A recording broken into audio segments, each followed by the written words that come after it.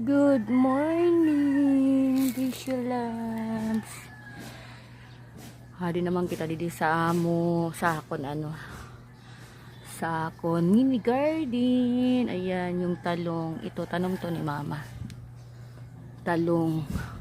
Parang yung natuyo yung dahon. Sa sobrang init ng panahon.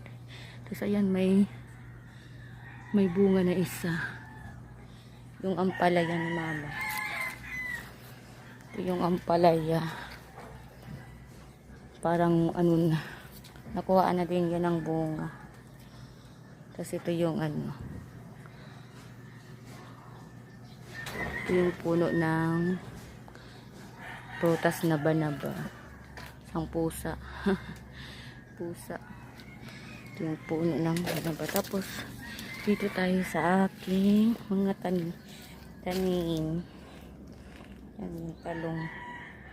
Maliit pa. Ito yung niyog. Ayan. Good morning. Good morning, Asialams. Ayan. Tapos ito naman yung yung iba. Yung tawag nito sa Ay hala, wala na. Ayan, may namulaklak na yung mga Asialams. Ayan, yung iba. Iba yan.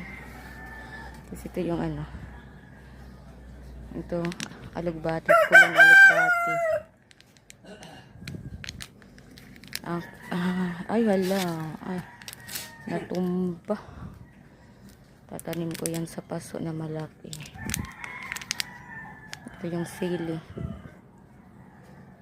Mga ipinunla ko muna. Kasi pa ako ng mapagtataniman. Yan uy,